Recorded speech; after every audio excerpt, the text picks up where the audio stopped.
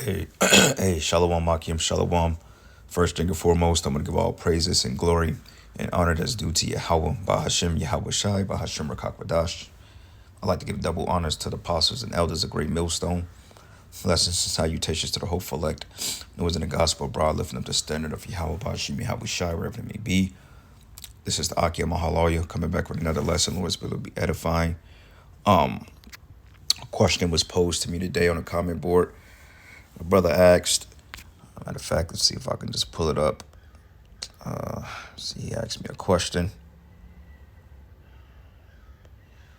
Hold on, give me 1 second. Here we go. He says, Shalom, bro. Got a quick question. I don't have no unleavened bread to eat for the week. So what can I eat or drink because I don't want to break no law? So I'm just getting counsel. Sirach 37:16 before action get counsel. And I pretty much answered the question, and I told him I'll do a lesson on it. Just to, for you brothers and you few sisters out there may have any type of questions or anything like that, just to clarify what you can and what you can't eat during the unleavened bread or the Passover ceremony or service, which the Passover and the Feast of Unleavened Bread is one and the same.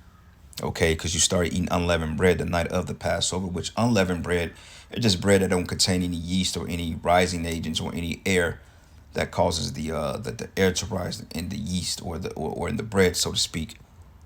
Okay, so it ain't really like, don't think too much into it. You know what I'm saying? I mean, yeah, you want to be careful in what you eat in general, but brothers, don't be pulling your hair out, okay, if you accidentally eat something with leaven in it, okay, or you have something you left over. No.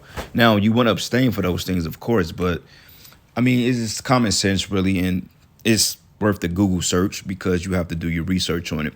But I says anything without leavening in it, I said like corn tortillas. Corn is a good unleavened base grain, so to speak, because we know corn and rice, or really rice is grains and whole oats and so forth.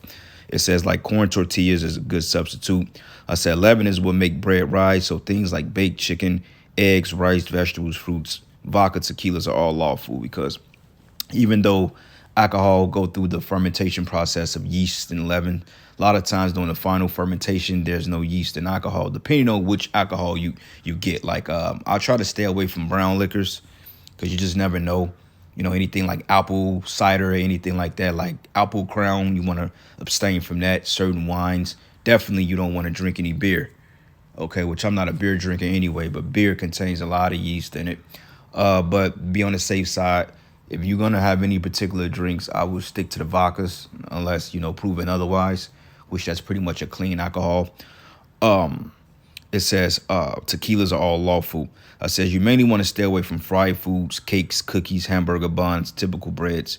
I'm like, just look at the ingredients when at the store. If you don't, it says, and if it don't contain leavening flours, you should be good. I'm like, don't stress over it, bro. Just rehearsing the righteous acts. Then I hit him with Judges 5:11. It says they that are delivered from the noise of the archers in the place of drawing waters, which is America.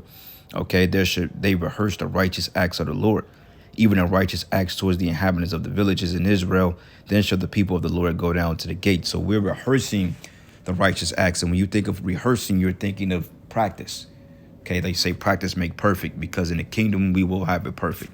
Okay, so just to answer the brother's question, modern day names for leaven, you got leaven, baking powder, baking soda, which baking powder and baking soda is not really a leaven, but it contains the agents that cause breads to rise. So you want to stay away from that.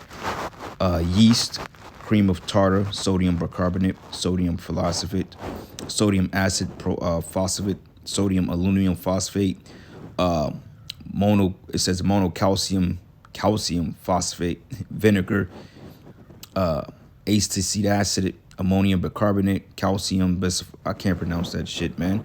But you see this list here, okay? But you're mainly looking for the leaven, baking powder, baking soda, yeast, okay? Apple cider vinegar, that has yeast in it because as it ferments over time, you can see the leavening agent that residues at the bottom of the glass bottle, so to speak. So you want to toss that out, or you have a storage, or you want to put it like in a separate place away from your house, you can do so.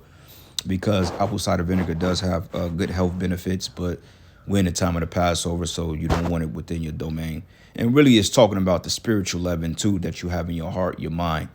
The poisonous cancers, man, that can affect your walk and your growth in this truth.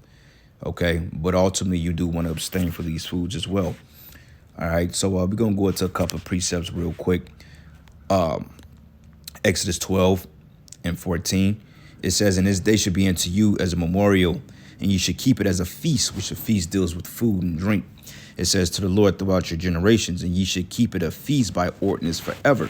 It says 7 days you should eat unleavened bread. Now, you can make unleavened bread. Basically, you get you some olive oil, your particular peppers or spices, and you get you a tortilla. You flip it, some dough, you know what I'm saying? And you make it quick because it's like a 2-minute process, okay? Because we know when you're cooking actual bread, it takes time because you got to give time for the leaven or the chemicals in the leaven to allow the bread to yeast. But the whole point of unleavened bread is the fact it don't have any leavening agent in it. So therefore it's a quick batch.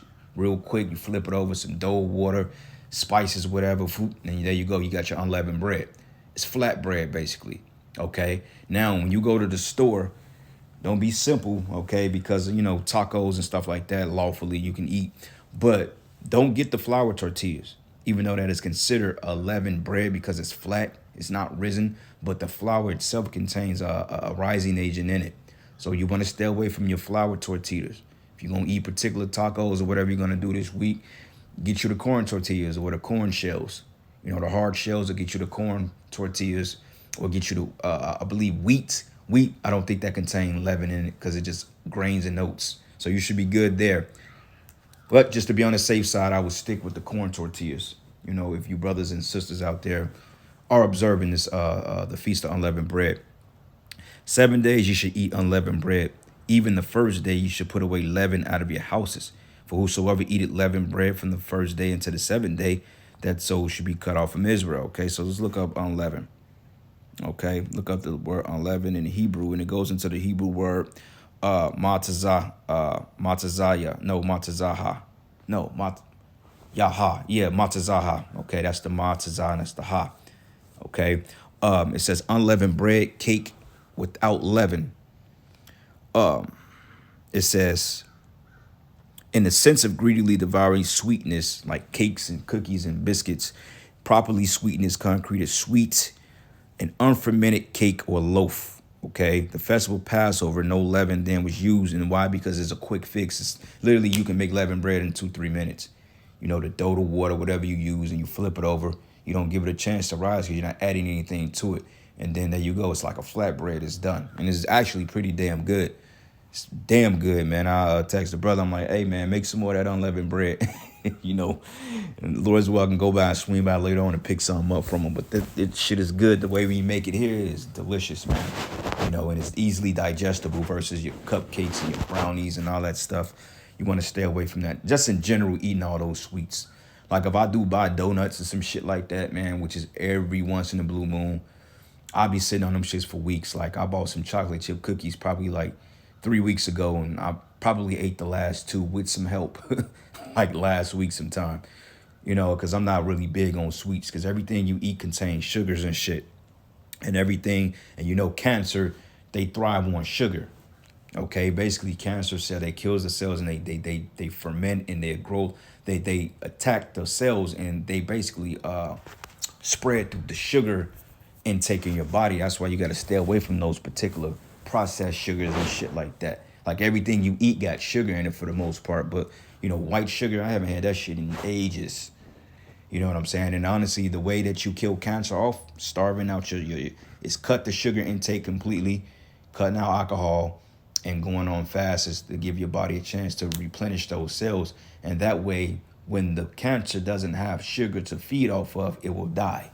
The cancer will literally die. You can kill it within a month or 2 or 3, if you do and follow the right protocols. Because every disease you get is totally reversible. Okay, you ain't got to go to these fucking doctors and get that bullshit that they prescribe you just to keep you coming back. No, that'll kill you quick. Now, if it's like a chronic disease and an illness, then, you go get your diagnosis from Esau. But you figure out a natural means on how to deal with it.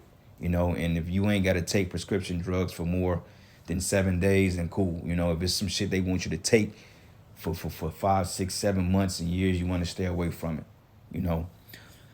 But it says unleavened bread, cake without leaven, which we all just broke down what leaven is. And it reads, in the first day, there should be a holy convocation. And in the seventh day, there should be a holy convocation. And no manner of work should be done. And why? Because those are Shabbats, save that which every man must eat, that only may be done of you. And ye should observe the feast of unleavened bread. For in this self-same day, I have brought you and your armies out of the land of Egypt. Therefore shall you observe this day in your generations by ordinance forever. And this is the ceremony we're in now. Okay. Last night evening marked the first day of the Passover / the Feast of Unleavened Bread. So that 7th day you can eat yeast or leaven, which would be Saturday night, followed by another holy convocation, which will be the Shabbat, which is Sunday evening to Monday evening, which will fall within that week period if you follow the new moon Shabbat. It's pretty simple. In the first month, on the 14th day of the month at evening, you should eat unleavened bread until the 120th day of the month at evening, which is 7 days. 7 days there should no leaven be found in your houses. For whosoever eateth that which is leavened, even that soul should be cut off from the congregation of Israel, whether he be a stranger or born in a land. Okay. Now, leaven, right? They got different words for it. Okay, you got the Shah, I think that's Sha'ara, if I'm not mistaken, which is leaven. Okay, now you look up leaven, and it says a cooking, a leavening agent or rising agent, also called leaven or leavener, is one or any one of a number of substances used in dough and batters that cause a foaming action that lightens and softens the mixture. An alternative or supplement to leavening agents is a mechanical action by which air is incorporated. It says leavening agents could be biological or synthetic chemical compounds. The gas produced is often carbon dioxide or occasionally hydrogen. Okay, substance which liberate gas or thereby increases the volume of dough or batter. So, hamburger buns, regular bread, hot dog buns, cookies, donuts, cupcakes, that all got leavening in it because it's a risen agent. Okay, it's a bread that's pretty much how can I say it? It's not flat. Put it to you that way. Okay, it's not a flat bread. You can see the puffiness in it. Like if you look at a cupcake or a brownie, it's a risen bread. It's a risen yeast. Okay, which shows that it has leavening in it. You want to stay away from that for the week. And it says, even that soul that should be cut off from the congregation of Israel, whether he be a stranger or born in the land, you should eat nothing leavened, and in all your habitations shall ye eat unleavened bread. Now, like I said, you can look up how to make unleavened bread. It's pretty simple. Olive oil is your dough, water. You mix it, bam, put it in the skillet, flip it, bam, there you go. It's simple. It's not hard at all. It's pretty damn good. All right, and it has twice the health benefits. And it says, and ye should eat nothing leavened, in all your habitation you should eat unleavened bread. Then Moses called for all the elders of Israel and said it to them, draw out and take you a lamb according to your families and kill the Passover, which we did. Okay, we had a lamb. And you should take a bunch of hyssop and dip it in blood that is the basin, and strike the lintel on the two sides of the post with the blood that is in the basin, and none of you should go out that door of his house until the morning. Okay, and that represents the blood being on the doorpost, man. You know, the doorpost, which is the protection, which is the blood of Yahushua, symbolically. And that's what we did last night. You know, it says, for the Lord will pass through to smite the Egyptians when he seeth the blood upon the lintel, and on the two side posts, the Lord will pass over the door. And it says, it will not suffer the destroyer to come into your houses to smite you. And you shall absorb this thing for ordinance to thee and to thy sons forever. And it shall come to pass when you come to the land which the Lord will give you, according to he hath promised, that ye should keep this service. And it shall come to pass when your children shall say unto you, what mean ye by this service? That ye shall say, it is the sacrifice of the Lord's Passover, who passed over the houses of the children of Israel in Egypt, when he smote the Egyptians and delivered our houses. And the people bowed their head and worship. And this is the point of keeping the Passover, to be exempt from the judgment to come, because we want to be covered by the blood of Yahushua. Okay, which, you know, the Passover ceremony is very sacred, very solemn, serious. Okay, a solemn assembly, not some dance off, not some Jodeci concert, not picking up bottle girls. No, we're not in that spirit. And the children of Israel went away and did as the Lord had commanded Moses and Aaron. So they did. And it came to pass that at midnight the Lord smote all the firstborn in the land of Egypt, from the firstborn of Pharaoh that sat on his throne unto the firstborn of the captive that was in the dungeon, and all the firstborn of the cattle. And Pharaoh rose up in the night, and he and his servants and all the Egyptians, and there was a great cry in Egypt. It says, for there was not a house where there was not one dead. And he called for Moses and Aaron by the night and said, rise up and get you forth from among my people, both ye and the children of Israel. Go and serve the Lord as ye have said. He like, basically, y'all get the fuck out of here, man. Y'all bringing all this death. So basically told him to get ghosts. Okay. All right. But it says, and also take your flocks and your herds, as ye have said, and be gone and bless me also. And the Egyptians were urging upon the people that they might send them out of the land in haste. For they said, we be all dead men. And the people took their dough before it was leavened, right? You see, that's the whole point of unleavened bread, because we did it in haste. And their kneading troughs being bound upon their clothes upon their shoulders. And the children of Israel did according to the word of Moses. And they borrowed the Egyptians jewels of silver, jewels of gold, and raiment. And it says here, and the Lord gave the people favor in the sight of the Egyptians, so that they lent it to them such things they required, and they spoiled the Egyptians, man. And the children of Israel journeyed from Ramesses to Succoth, about 600,000 on foot that were men, beside children. And a mixed multitude went up also with them, and flocks and herds, and even very much cattle. And they baked unleavened cakes of the dough which they brought forth out of Egypt, for it was not leavened, because they were thrust out of Egypt, meaning we didn't have time. Okay, with sense of urgency. And it says, and could not carry, neither had they prepared for themselves any victuals. Okay, so that's the point. Unleavened bread. So worth a Google search, what foods contain yeast 11, and it gives you a list here. Breads, cakes, biscuits, cookies, crackers, flour, milk, okay, hamburger buns, hot dog buns, pastries, pretzels, rolls, any meat fried with breading, meaning that, hey, you eat fried fish? No, because it has a breading on it. Fried chicken? No, it has breading on it. Chicken strips? Anything that has a breading substance in it, unless it's like wheat flour. I don't know about wheat flour. I have to look that up. But regardless of it, you want to abstain from any fried foods this week. You know, so you like your chicken egg rolls and your, you know, what you call those. I actually like them. They're called Southwest rolls, when it's like basically a fried base, but it has like black beans and corn and different vegetables in it. Southwest egg rolls are pretty good, but got to stay away from that. I know, like my man Yak, I call him Yak Dip. Yak is, man, he said he liked cookies and cupcakes. He said when he first came in the thing, the Passover week was hard because he loved his cookies and brownies and shit. He said, I got to abstain from that. So you got to abstain from those particular foods, your pastries and so forth. So, hey, if your job bringing donuts, man, you can't eat that shit.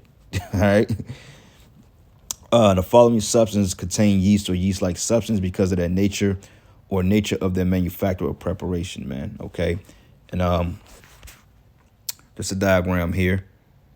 Just fucking breads, man. You know, that's 11 bread there. Whole wheat, half wheat, all white, leavening agents. See, it causes breads to rise. Yeast. All right. You want to abstain from this for the week. Common foods that contain yeast. I can't really.